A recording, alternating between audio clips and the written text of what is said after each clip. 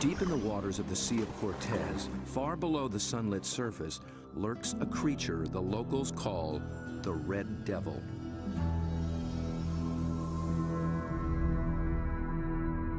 It is armed and dangerous. Its writhing limbs come equipped with 1,000 suckers, each full of flesh-tearing teeth.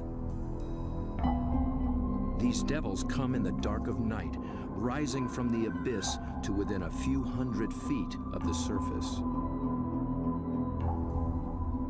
They are large, aggressive, in-your-face squid called the Humboldt. They're one of the most formidable predators in the ocean, and almost nothing is known about them.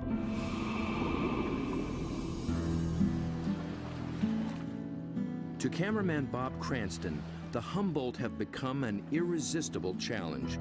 He's one of the few who've descended into their midst, at depths where others fear to follow. But his last encounter was a close call.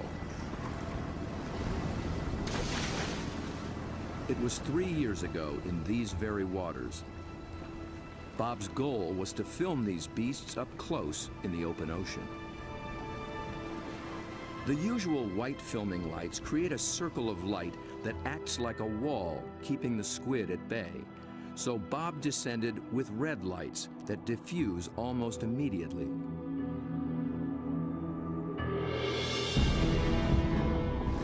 Suddenly, the squid were too close. For an instant, it seemed they would tear him apart.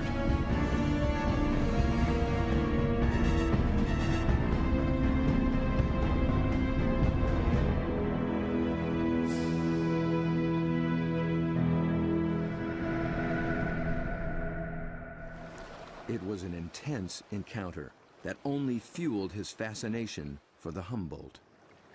They came right for me with no fear. That got my adrenaline going. Suddenly, I was really interested in everything about these guys. I wanted to meet more of their kind. Squid and their relatives live in every ocean. Getting to know the family will take Bob on quite a journey. And if diving with red devils is anything to go by, he'll need the help of some top-notch guides.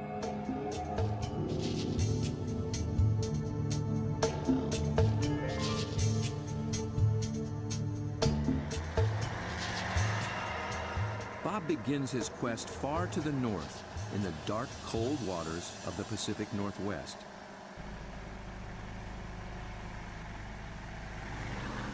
In the maze of bays and inlets along the coast of British Columbia, there dwells the giant of its kind, but it's secretive and very hard to find.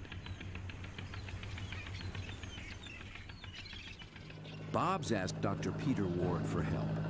Peter is a paleontologist and an expert on the origins of this creature. He has decades of experience in these waters, and there's no substitute for local knowledge. So Bob, I got some maps of the underwater area we're going to go see tomorrow. Cool. And the nice thing about this, these are really high quality side scan sonars, and they give images in great detail. From these, we can pick out caves or dens, really, where the creatures that we seek can be found. Face to face with my camera. Whatever. Bob's been filming underwater for more than 30 years. He's one of the best at very difficult diving. It's a rebreather, a closed circuit rebreather. The seal carbon dioxide is pulled out, add a little oxygen, it comes back and you breathe it. Same as the guys who walked on the moon. Fantastic. It's really cool. I can stay down there with the creatures and film them for as long as I can stand the cold. The water registers 47 degrees. Without a dry suit, a diver could slip into unconsciousness from the cold in just half an hour. Waterproof zipper. Same zipper they use in spacesuits. Only in a spacesuit, I think they pressurize it. In this suit, you get vacuum packed.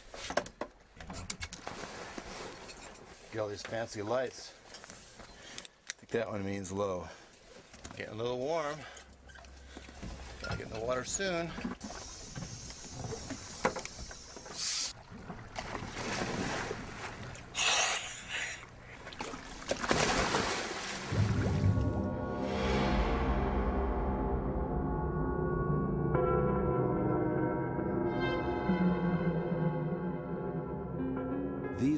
green depths are called the Emerald Sea, and although cold, they are rich in oxygen and nutrients. The combination allows creatures to reach enormous size. Down at 60 feet, Bob and Peter pick up a trail of broken and discarded shells. A dead giveaway. Something strong and very hungry has come this way, and often.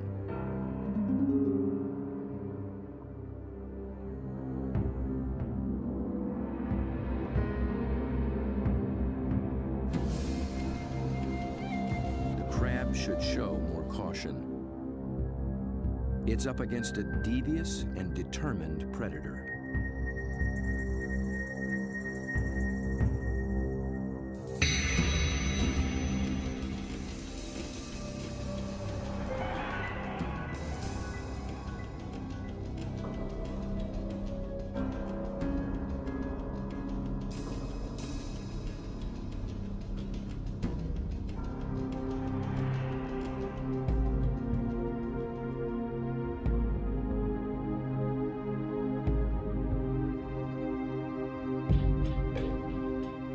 As Bob approaches, his quarry appears to have found him.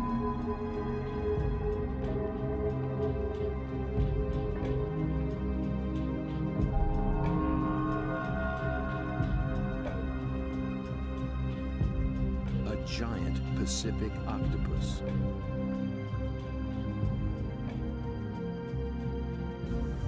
Eight arms of sinewy muscle lined with grasping suckers reach out and gently explore the strange intruder.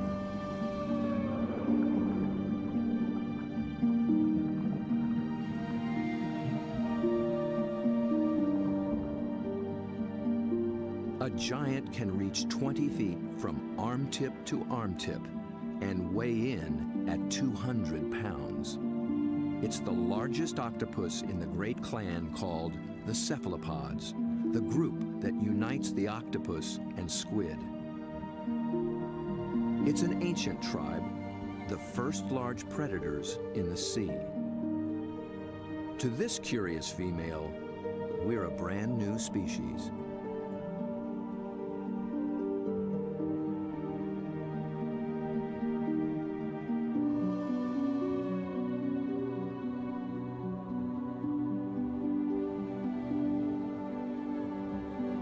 Cephalopod means head-footed, a good beginning in deciphering the octopus's amazing design. The head and body are encased in a large, soft sac, and the foot, derived from its distant relatives, the clams and snails, has become a siphon, a water jet to propel it in any direction.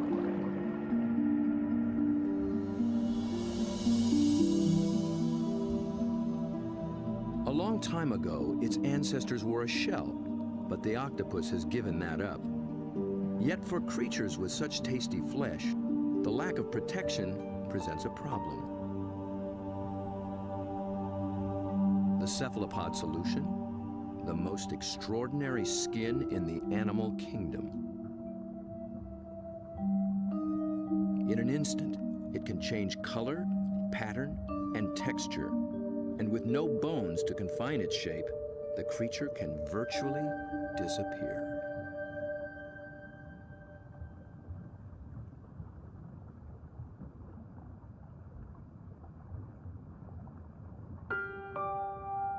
Another female lies sequestered in her den, tending to her brood of eggs. She lays up to 100,000 just once in her life. When they hatch, she will die.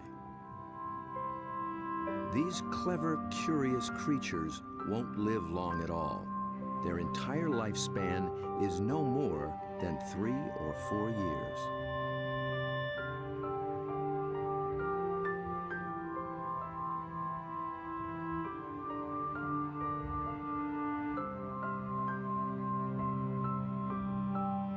The transparent babies are no bigger than a grain of rice, but within a year, they'll be giants.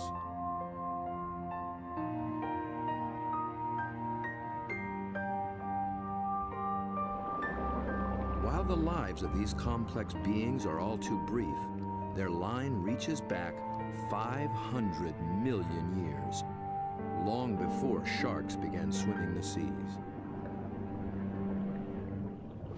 This would be a great spot right in here. Peter Ward has spent 35 years delving into cephalopod family secrets. He's brought Bob to a special outcropping of rocks. They were once well submerged in a much warmer sea and still hold a record of that long ago time. Fossils are found in these rocks, fossils of relatives of the octopus, actually. They're called ammonites. And how old are they? 80 million years in age. 80 million years. That's true. That is old. Back in those days, cephalopods made beautiful curved shells. If you dig long enough and hard enough, you can find some beautiful stuff. This is an ammonite. It's a fossil that is actually the direct ancestor of octopus. So this is an ancient cephalopod. It's related to the chambered nautilus, so the tentacles sat here and swam about. A shell is a mobile home and a defense against predators, but it's so cumbersome it makes swimming difficult. Of the almost 1,000 kinds of cephalopods alive today, only the nautilus still wears one. It's a living fossil, puffing along the reefs of the Indo-Pacific as though nothing has ever changed.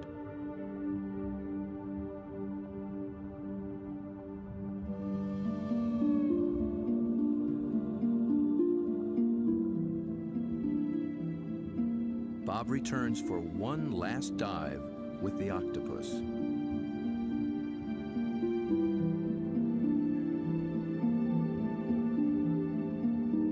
I couldn't resist bringing her a treat. All cephalopods are carnivores, and they love crabs. This creature actually reached out to me. I could sense her interest, her intelligence. I could see it in her eyes. There's something about the eyes of these animals just draw human observers in, and especially with the octopus and the cuttlefish, they definitely make visual eye contact with you and maintain it. Dr. John Forsyth studies these creatures' amazing physiology and complex behaviors. And I've come in and played games with octopus where I'll duck down and they'll raise up and look at me, and then I'll raise up and they'll duck down, and this will just go on for 15 or 20 minutes. Like this guy, I can barely see him over there, but when I look up, oh, you know, see, he's coming up. Because I think they look for our eyes. I think they try to make contact with our eyes as well. And I think that's what draws us into watching these animals. Whereas a fish, sometimes I look at a fish and I'm not sure where it's looking. They just have these blank, cold stares. But with a cephalopod, it's really never like that. At the National Resource Center for Cephalopods in Galveston, Texas, John maintains quite a collection. There are several kinds of octopuses, a school of small squid, and another relative, the cuttlefish. For John, the eyes of a cephalopod are not just the windows to its soul. They tell you a lot about how the animal lives. The octopus has a rectangular pupil that captures light reflected off the sea floor. Squid's large round eyes are adapted to seeing darting prey in the twilight of the open ocean.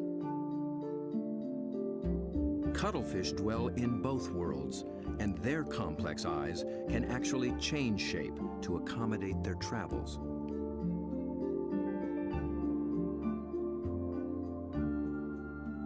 But it's not in their eerie eyes that cephalopods reveal their inner feelings. It's in their remarkable skin. Millions of tiny sacs of pigment, called chromatophores, dot their skin, each controlled by minute muscles.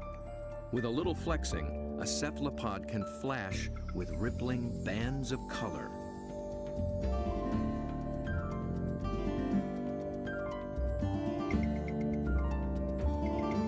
Any sort of excitement, danger, desire, aggression, passion and their skin lights up.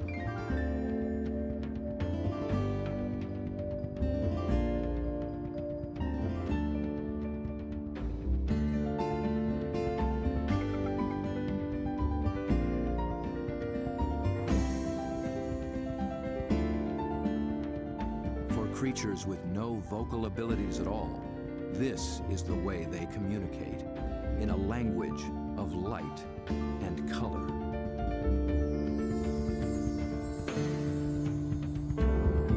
And like an octopus, a cuttlefish can transform its texture, matching its surroundings, hiding in plain sight. Given their camouflage capabilities, it's no wonder we're still learning just how many kinds there are.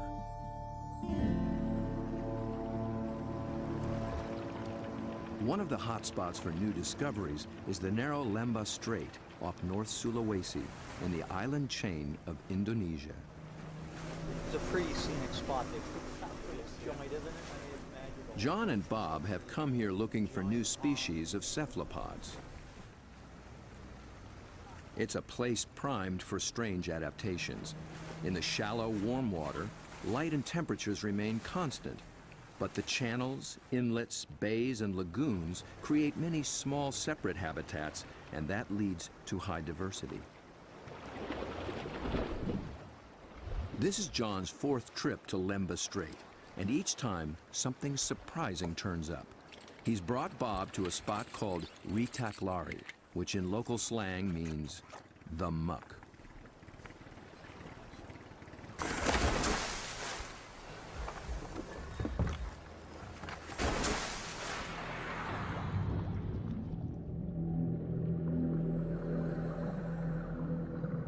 At first glance, it's a vast, flat disappointment.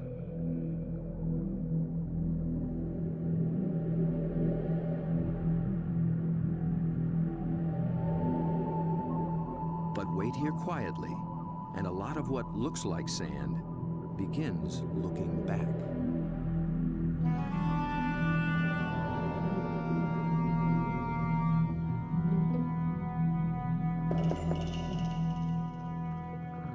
From the still of the muck to the roaring straits, a lot of effort goes into not standing out. Drifting reeds are actually floating razorfish. And the end of a few branches turn into ornate ghost pipefish.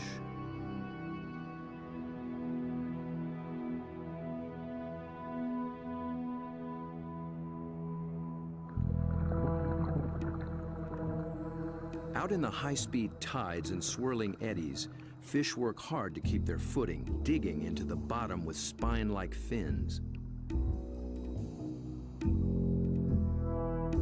But even creeping along on the seafloor, you still have to make a living.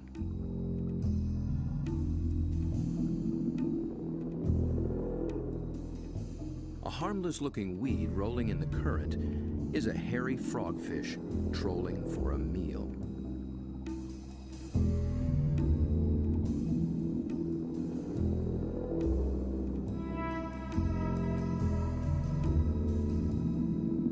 It comes equipped with its own strange lure.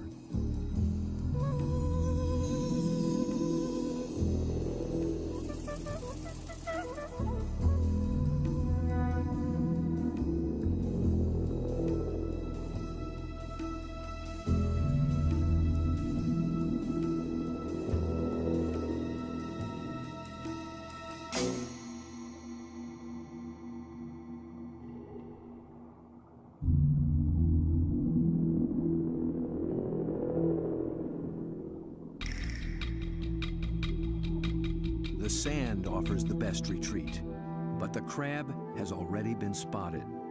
A marginated octopus is the perfect little predator here. Good camouflage, good eyesight,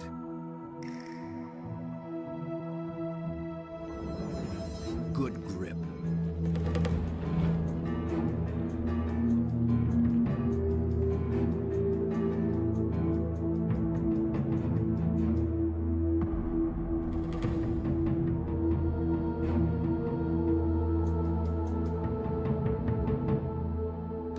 big-bodied octopus has one more weapon up its sleeve to subdue the crab's claws: venom.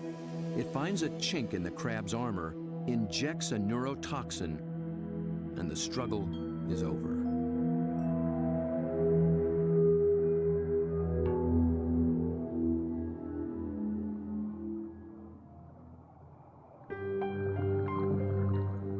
In such an open setting, the trick for every creature is to find some place to hide.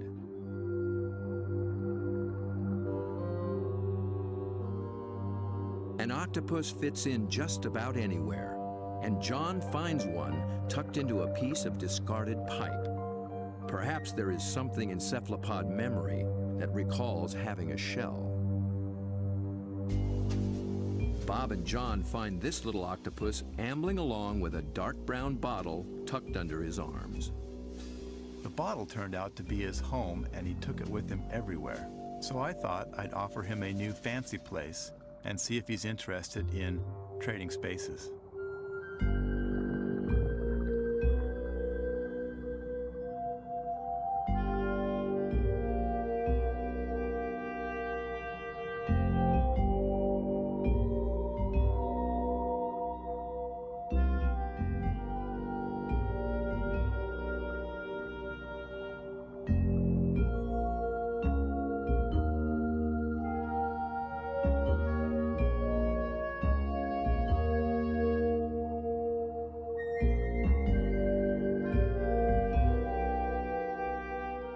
Began to worry he might get confused by this clear glass and wouldn't remember how to get back out. But after a few minutes, he slipped through the opening and went straight back to his old brown bottle. He'd made his choice. I think the clear glass was a little too bright, and besides, there's no place like home, especially when you can take it with you.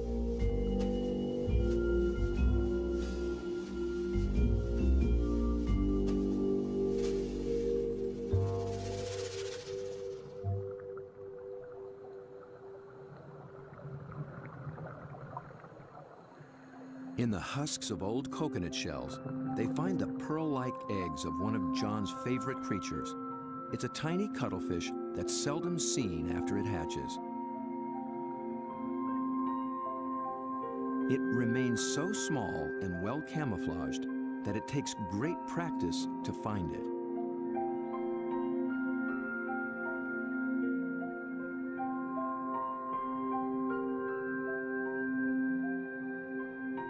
Down on the sea floor, it appears to walk across the bright stones, its rippling colors blending in and standing out. It's called the flamboyant.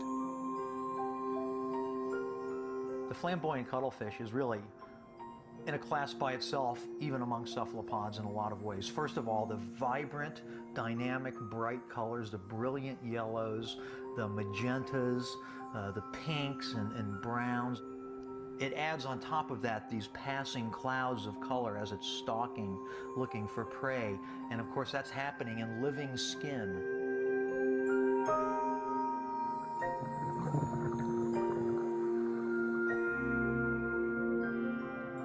A lot of these animals are surprisingly bold. The flamboyant actually seems to like being under the lights. It begins hunting as soon as we start filming.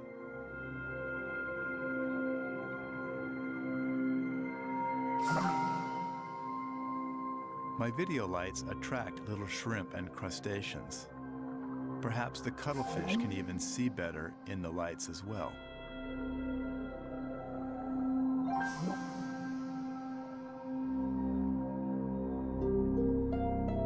It's only when John sticks out an enormous hand that we see the scale of this little hunter. Next to a 6-foot Humboldt and a giant octopus, it's hard to believe it's one of the family.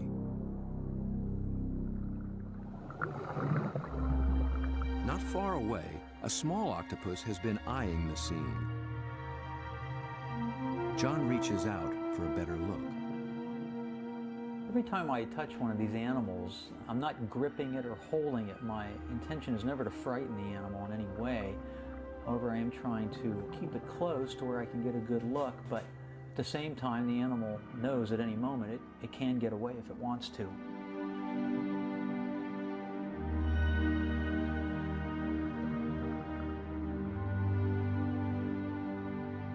This octopus gets away all too soon. John thinks it may be a brand new species never seen before.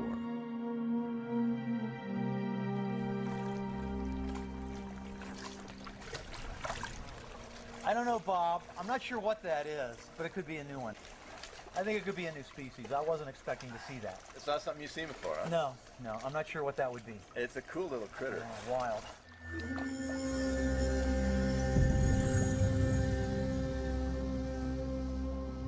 The waters of Sulawesi are full of new discoveries, and one is an octopus designed with a special brand of disguise. It lives in the same waters as the banded sea snake, whose bold stripes announce its potent venom.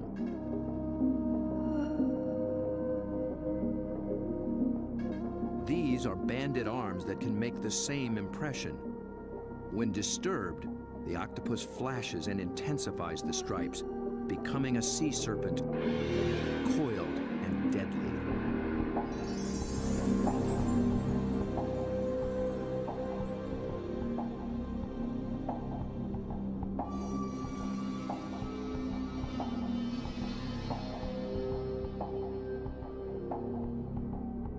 The creature has not yet been named by science, but it is known to be a fraud. It's a shy nocturnal octopus, and unlike the snake, its venom is virtually harmless. Its stripes are simply a ruse to intimidate would-be predators.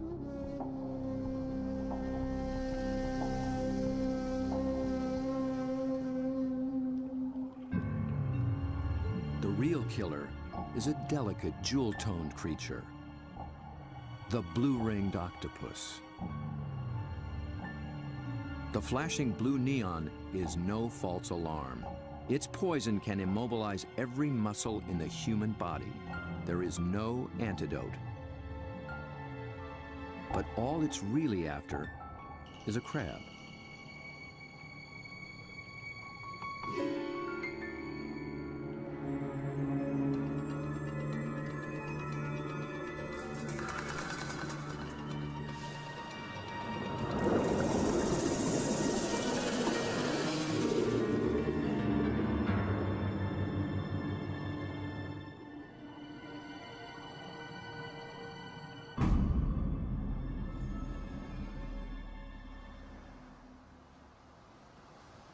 The blue-ringed is notorious along the coast of Australia, but it's one of Dr. Mark Norman's favorites. As curator of marine invertebrates at Museum Victoria, his fieldwork in all 7 seas has revolutionized what we know about cephalopods. It's really hard to estimate how many species of cephalopods, or in particular octopuses, we have worldwide, because we're still in the period of discovery. They thought there was about 100 species of octopus in the world, and we've found 150 new species in the last 10 years through the Indian and Pacific Oceans and Australia and up through Asia. And these groups of animals, it's not hard to find new species. Almost everything we touch is new.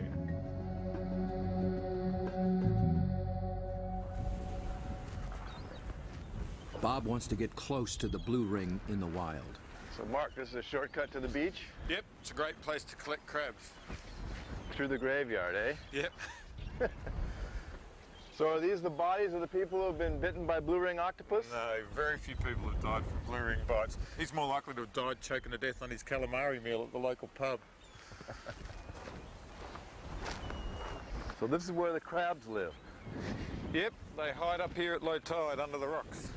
As the guide to the blue ring, Mark starts Bob off with their prey. Lots of little crabs. Yeah. You need a nice juicy one. There you go. Look at the claws on that. That'll take your arm off. It's an ironback crab. You can appreciate why the octopus has to get rid of the crab's claws as quick as possible. Knock them out. When the octopus bites them, it actually goes for those soft gaps in the junctions, like the elbows where the the armour's a bit thinner, or else they bite them right on the eyeball, and the poison goes straight down the eyeball and into the brain. So they end up paralysing the animal instantly and putting these claws out of action.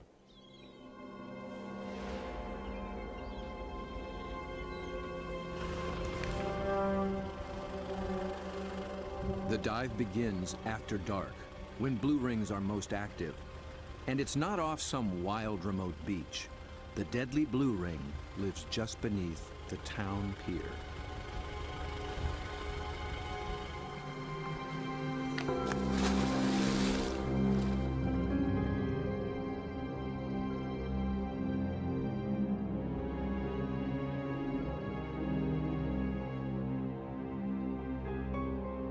Blue ring octopus are an extremely venomous animal, and if I was to be bitten, I would probably be dead within 3 minutes. Your body would start stiffening up and you'd lose the capacity to breathe, you'd lose the capacity to wave or walk or run away, you'd run out of oxygen and you'd suffocate. But these little animals are really shy, really secretive, and the last thing they want to do is attack humans. They don't eat humans, they don't drag people out of their cars and drag them down the beach. They just feed on crabs. But tonight, not even a crab could catch its attention. This is a male, and he's just found a female. 2 wild blue rings are preparing to mate.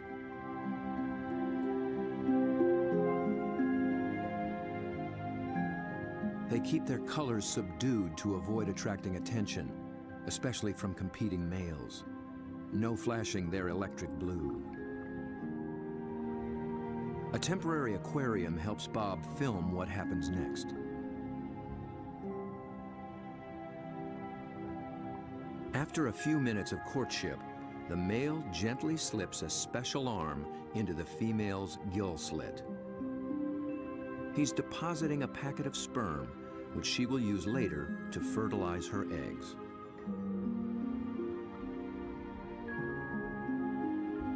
It's the end of their relationship, and most likely the end of his brief life. That was all he needed to accomplish. Just beneath the very same pier is another cephalopod almost never seen in shallow water. New research finds that they too pack a poisonous punch. But their bright little stripes have earned them a harmless nickname, the pajama squid.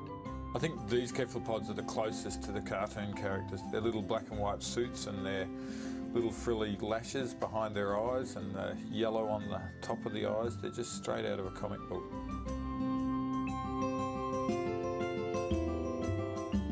The pajama squid seem to have taken a cue from the blue rings. Males grab any passing female and then they try as hard as they can to reposition them so that they're face on, ready to mate, sort of suckers to suckers.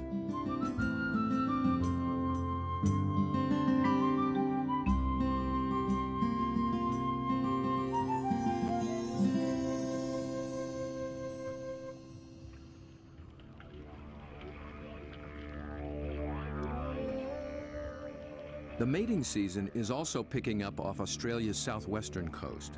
In one small bay, giant cuttlefish have begun to assemble. They leave deep water and enter the shallows once a year for 3 to 4 weeks.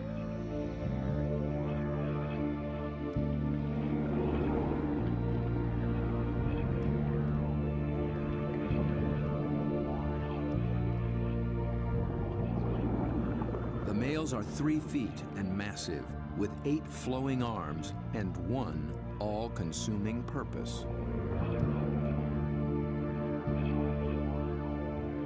A much smaller female takes refuge in the rocks.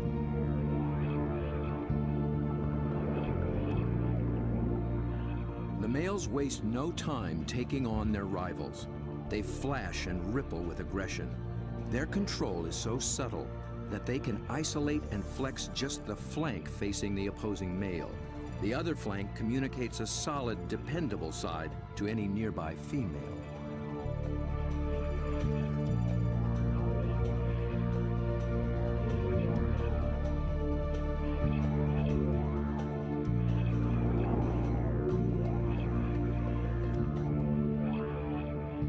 One male has claimed her and takes possession.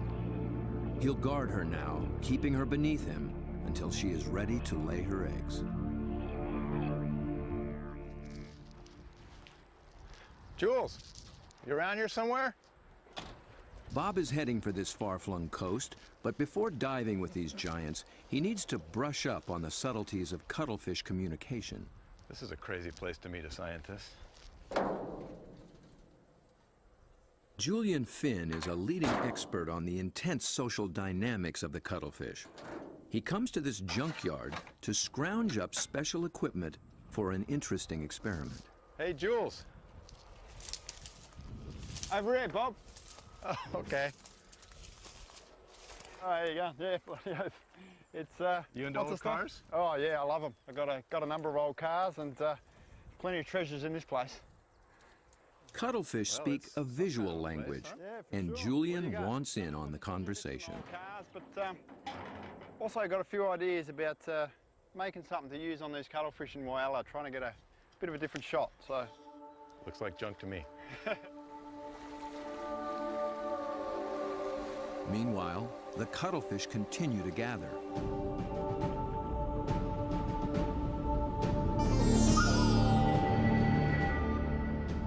Their complex communication escalates into a kaleidoscope of colors.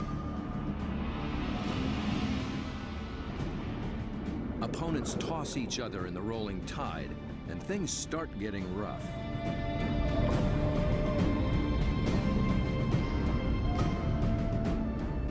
The violence can rip up their all-important skin, sabotaging a male's chance to impress and intimidate.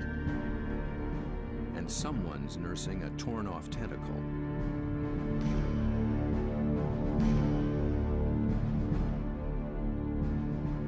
In a temporary standoff, a large male guards his female from two other heavyweights, while a little male, too small to take seriously, hovers on the sidelines.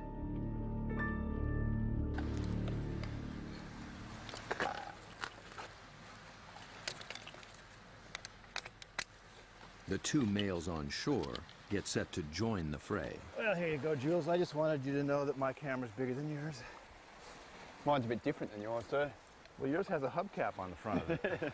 What I'm hoping to do is film the male's reaction to another male. But instead of having another male there, I'm going to have its reflection. It's when males are the same size that trouble starts, and Julian will present one with its very own reflection.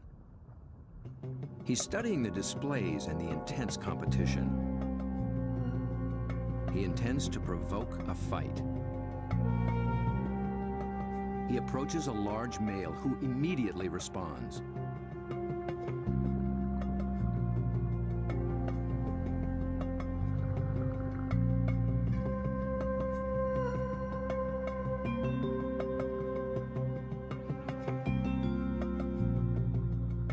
The cuttlefish becomes increasingly absorbed with his own image, but instead of a conflict, the story takes a surprising turn. The small, unimpressive male has sneaked in and begun mating with the unguarded female. He's not signaled, nor flashed, nor dazzled. He simply grabbed the female for his own, making every attempt to look as much like her as possible.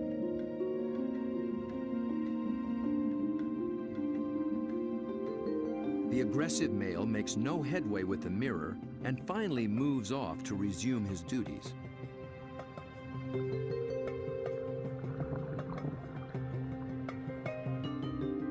But he's still distracted, still flashing, and doesn't recognize that his female is mating right under his nose.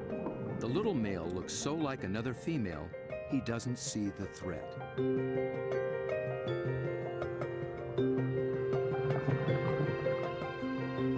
At last, he senses something's wrong and moves in to reclaim his female.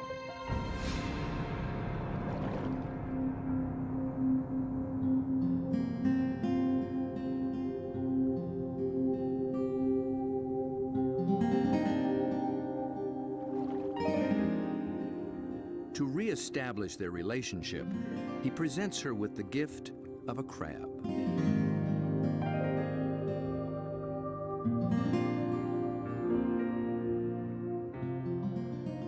so much going on in cuttlefish society, Julian will be experimenting for a long time to come.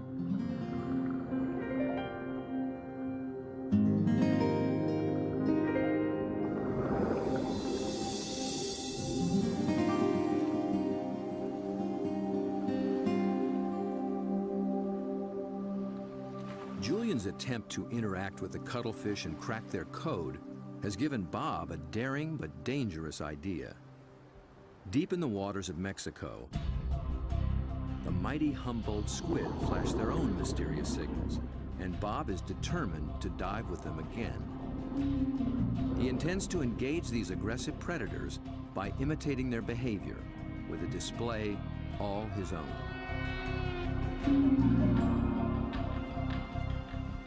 Mark Norman and Julian Finn think he's close to crazy. Sure, you've got the blue ring octopus that can kill you within a few minutes with the poison, yet there's something scarier about a squid that can rip off your flesh and tear out your throat, so to speak. I think you'd be really sensible to work with shark cages with those animals, because the stories I've heard are these massive animals that will effectively skeletonise a cow in a minute because they're such voracious predators. Bob Cranston has no intention of taking this advice. His whole goal is to interact with these squid on their terms, in their world.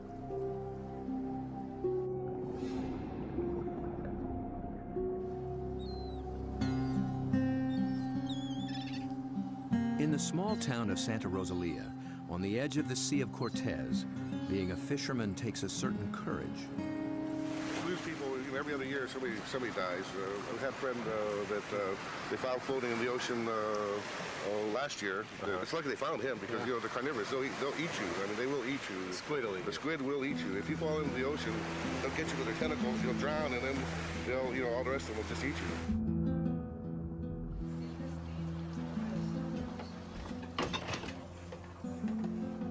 Despite their dread, these fishermen face the Humboldt on a nightly basis. Bob will need their help if he hopes to find when and where the squid are rising.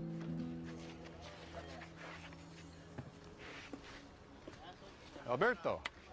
When the Humboldt flash on and off, Bob intends to flash right back. Yo no sé. This is a flashlight, big flashlight for squid. We're gonna... Estos loco, see?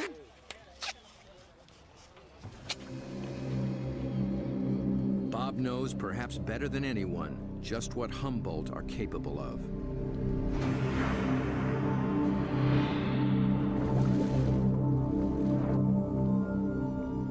But it's not fear that he feels. It's an intense fascination for such alien creatures in a world so different from our own. For me, there's just something about these animals. Maybe it's because this type of diving in itself is a great challenge. It's hard to work at these depths. I've managed to go down and physically touch these fantastic creatures, but somehow they're the ones that have taken a hold of me.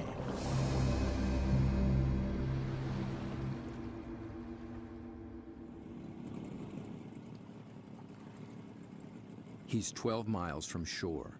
Aside from his assistant cameraman, there'll be no backup down below, and no source of help at all topside. There's not so much as a radio on this little boat. These are small boats, it's a big ocean. There's a language barrier between me and the fishermen who think I'm crazy to dive in the water anyway. If I disappear and drift away from this boat, the fishermen will just think the squid ate me and they won't even bother coming to look for me. Yet Bob has confidence in his own experience and in his plan. I've made up this light tube and filled it with strobe lights. The idea is that the Humboldt squid flash for communications. They flash at each other, they flash at the divers, and so I hope to elicit some kind of a reaction from these animals with this light tube.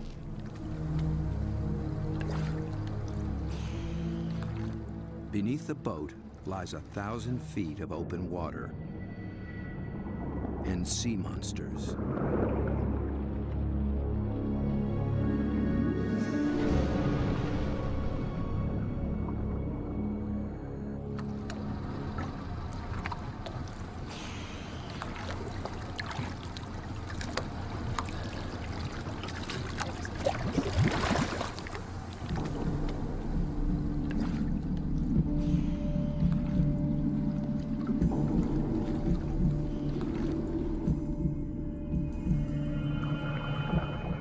Descends, his homemade lightsaber a beacon in the utter darkness.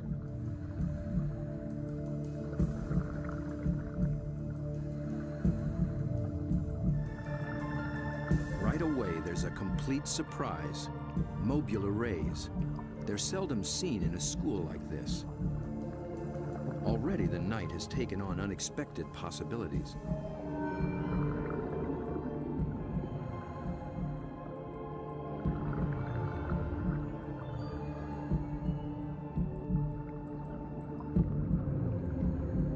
With his depth gauge reading 150 feet, Bob figures he's in squid waters.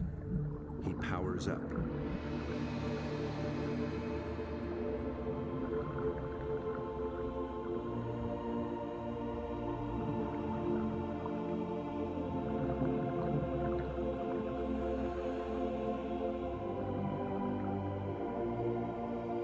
A giant swarm of pink krill mobs the lights. Suddenly, Bob's in the middle of a midnight feeding frenzy.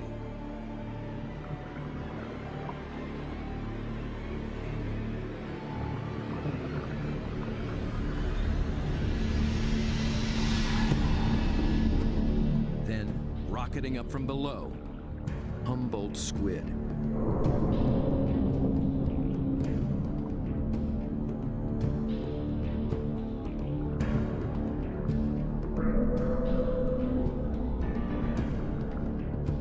Flashing red and white. Bob tries to get clear of the krill into better visibility. And he's caught the squid's attention.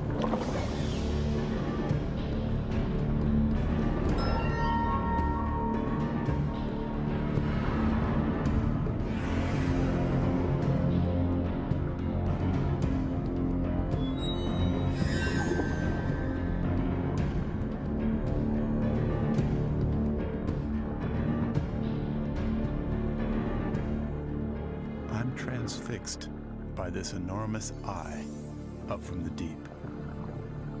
I can sense this creature thinking, but I can't imagine what.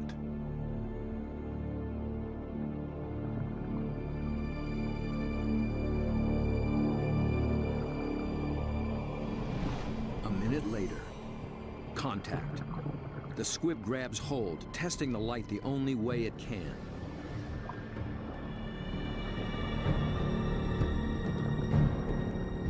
The feel of hard plastic must come as a surprise, and it circles me as though curious. Then, it comes back for more. This time, the aggression is gone. It just seems interested. Amazing.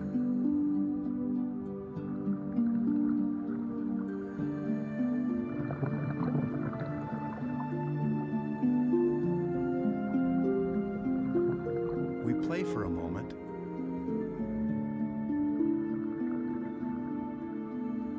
Then suddenly, it's over.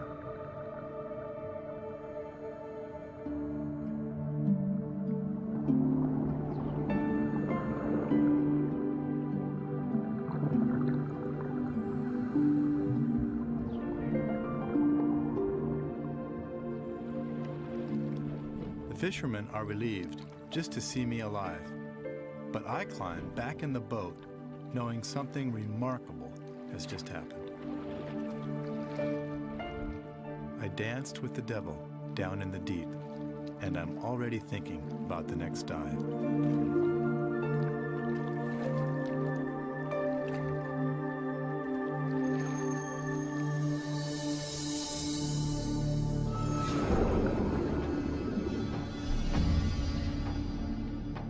it's certain that Bob will return to dive again with the mysterious Humboldt, perhaps with a new strategy on how to make contact. He's just at the beginning of this extraordinary quest.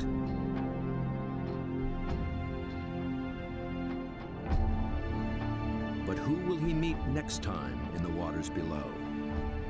Friend or foe?